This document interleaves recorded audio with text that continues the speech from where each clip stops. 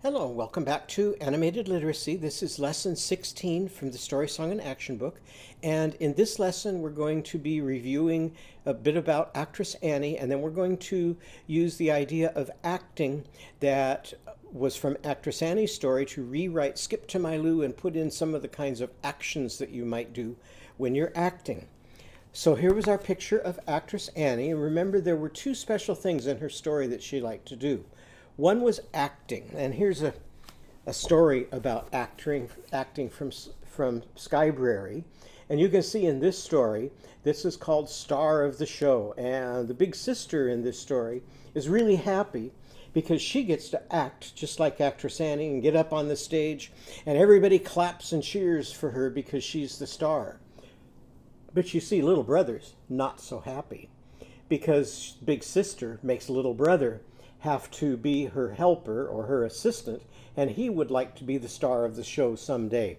So during a lot of the book, he's continuing to help his sister, but he's not very happy about it, until finally at the end of the story, his sister lets him act with her, and now they both become star of the show, and he's much, much happier about that.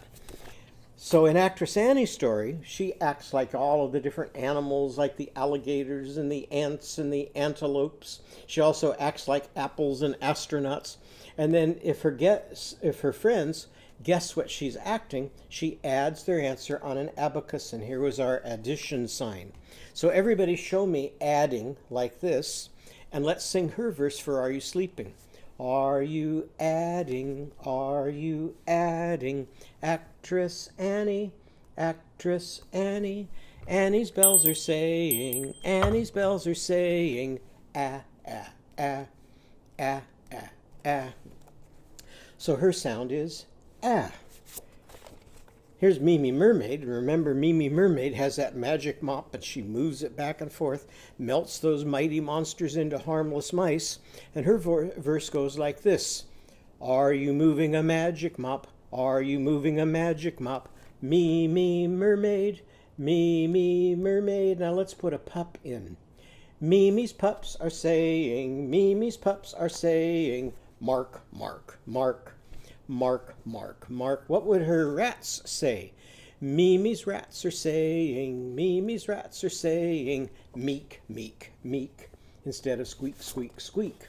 Here's Ike, and Ike has a bike that he likes to ride, but instead of just riding it down the street the way I ride my bike, Ike, like at the end of the movie E.T., likes to ride his bike up into the sky at night. So take hold of the pedals of your bike, pedal your bike like this, and as you go up into the sky, let's make Ike's sound and go, I. Are you riding, brother Ike, brother Ike? Ike's rats are saying, I, I. Vowel. How do you know that? Because just like actress Annie, his sound stands alone.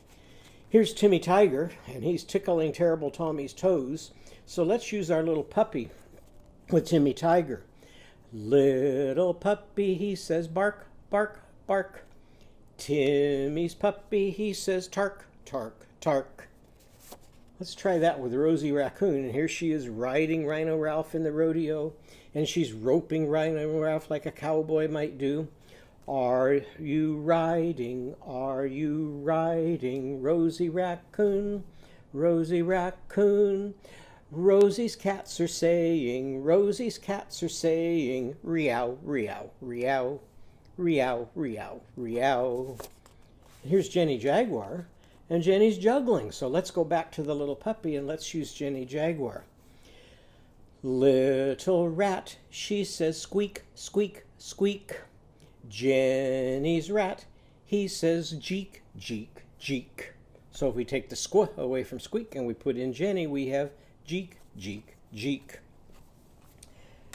We've learned many nouns to go along with that. And nouns are special words because they are words you can draw and words you can trace around. And we learned that word noun from our book, A Mink, a Fink, a Skating Rink. And it read like this. Hill is a noun, mill is a noun. Even Uncle Phil is a noun. Gown is a noun. Crown is a noun. In fact, our whole hometown is a noun. So things that we can draw, things that we can trace around, are called nouns. And I like nouns because if we have learned to draw them, then I can close my eyes and I can still see those words. And that's something that has to happen when you get into books that don't have any pictures in them. You have to be able to close your eyes and see the pictures. So let's see if you can do that here. Here's a what? Mom. Show me the sounds in mom. Mom. Tell me the letters in mom. Mom. Now close your eyes and see if you can see the picture that we drew of a mom there. Let's try another one. We drew a picture last time of an axe. So show me the sounds in axe. Axe. So we're adding and relaxing. Tell me the letters to spell X. A-X. Now close your eyes and see if you can see the picture of the axe that we learned how to draw. We also learned to draw a map that took us from our house to Paul Bunyan's forest. So let's do the sounds in map.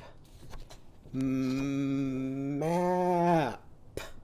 Can you do that back for me? Map. And what are the letters in map? M-A-P.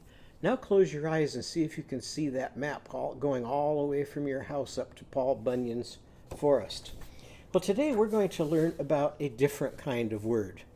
And as much as I like nouns, I think I might even like this kind of word better. Because when I was little, there was something I was not very good at.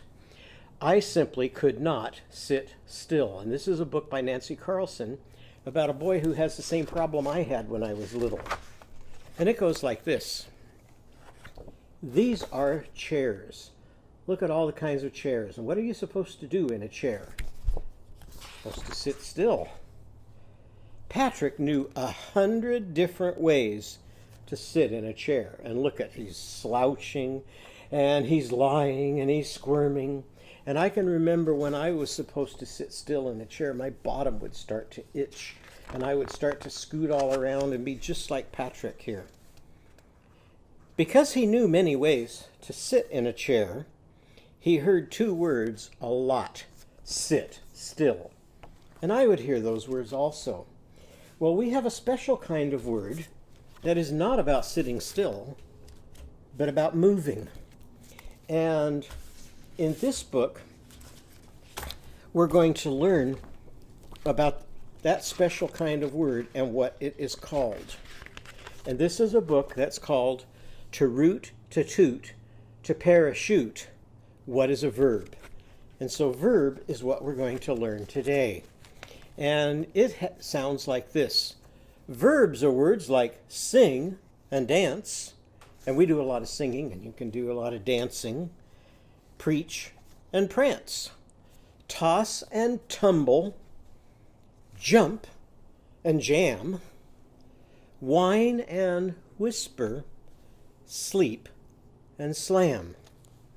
Now we're going to be using some verbs to rewrite Skip to My Lou. Where now, last time we just used nouns. We had lost my partner, what'll I do? Lost my mom, what'll I do? Lost my mop. And so we played hide and seek. Today, instead, we're going to do things with Skip to My Lou. And so we're going to start out with a verse for Rosie Raccoon. Now, what does Rosie like to do? She likes to ride Rhino Ralph, and when she rides, who is she acting like? Here she is with her cowboy hat, and she's acting like a cowboy. And here's a cow down here dressed up like a cowboy. Then we're going to also put Jenny Jaguar into our song. And what is it that Jenny Jaguar likes to do?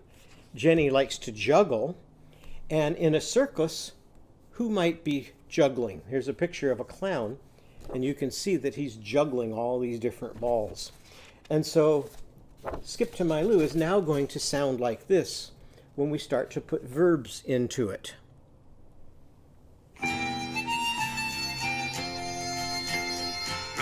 Rosie, Rosie, what can you do?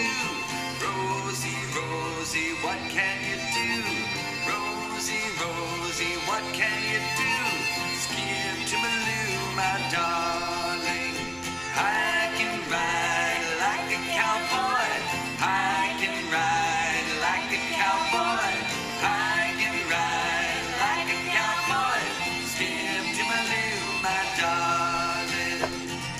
Now we're going to switch over to Jenny and see what she does. Jenny, Jenny, what can you do? Jenny, Jenny, what can you do? Jenny, Jenny, what can you do? Skip to the room, my darling. I can juggle like a clown. I can juggle like a clown. I can juggle like a clown. Skip to Maloo, my darling.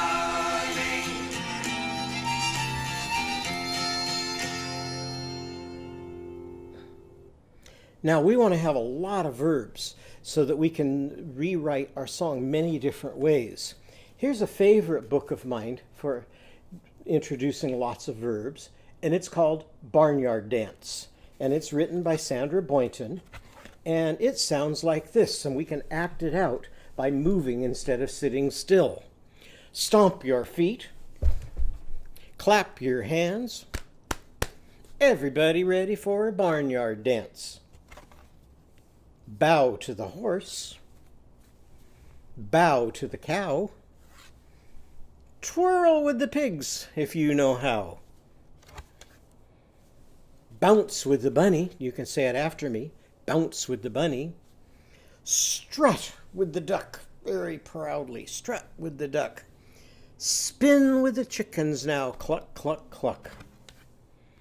With a ba and a moo and a cock-a-doodle-doo, everybody promenade, 2 by 2. Now when you promenade, you kind of put your arm out like this and your partner links their arm around you and 2 people go promenading arm in arm. So there's a whole lot more verbs in that book. And if we were to read the whole book, we would have all of these verbs: stomp, clap, bow, twirl, bounce. Now, if we're thinking about the nouns that we have learned to draw, what are some of the things that those nouns might do? Could a mom stomp? If she was upset, she might. Can a mom clap? If you do something really good, mom might clap for you. Could a mom bow? Could a mom twirl? Sure. Could a mom bounce? Yep. What about a pup? Could a pup prance? I've seen dogs look very proud when they're walking. Could a dog skitter? That means go really fast.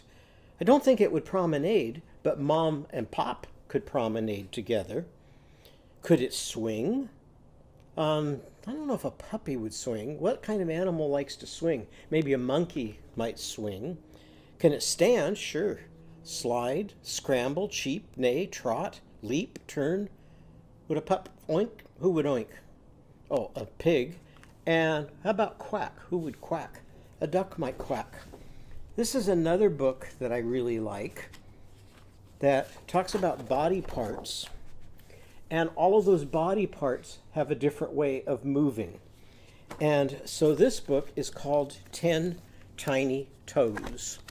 And it reads like this: mouth, ears, say that back to me, mouth, ears, eyes, nose, eyes, nose. Arms, belly, legs, arms, belly, legs, and 10 tiny toes. Now, so far we've got lots of nouns because your body parts are all nouns. But now we're going to get some verbs. Touch your ears.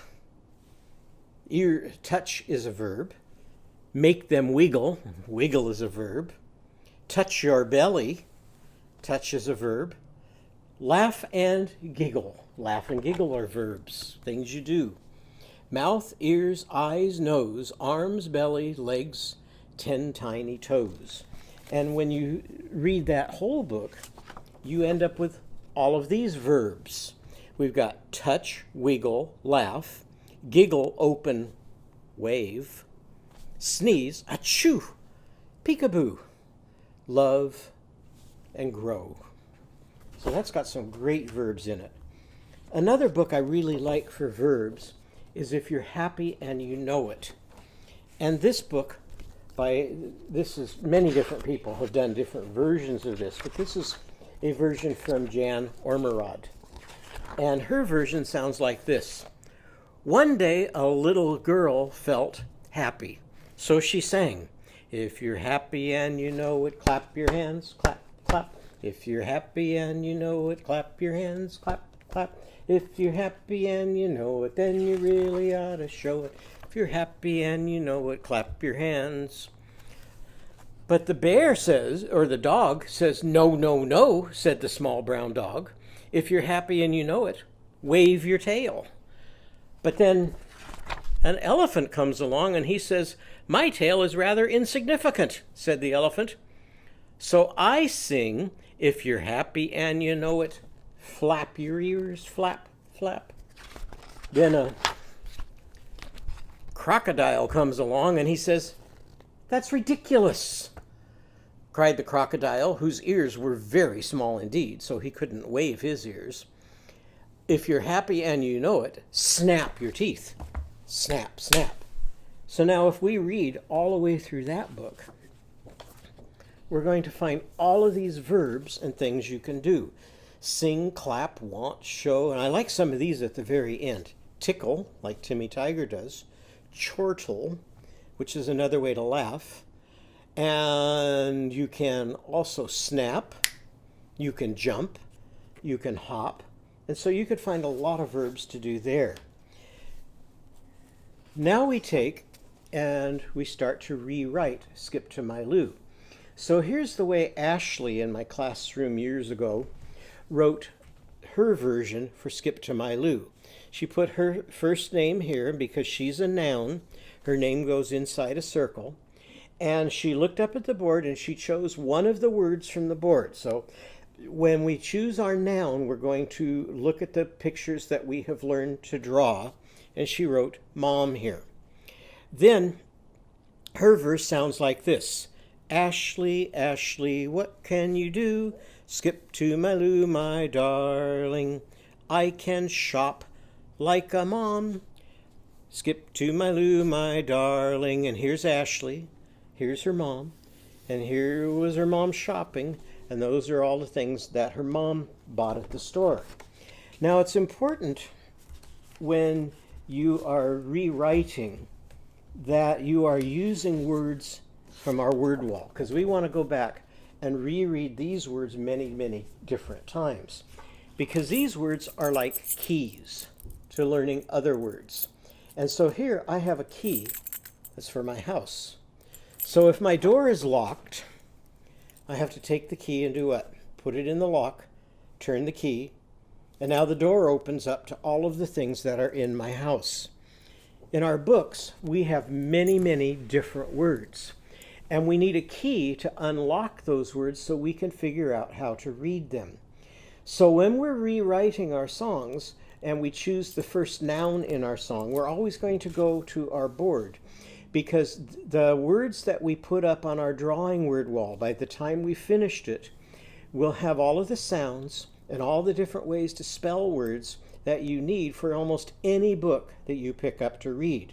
So we want to learn the words on our wall really well. So that's why whenever we're rewriting a song, the first noun that we use in our song, we go to our word wall so that we can keep revisiting those and learn about those keys really well so that we can use them to unlock other words.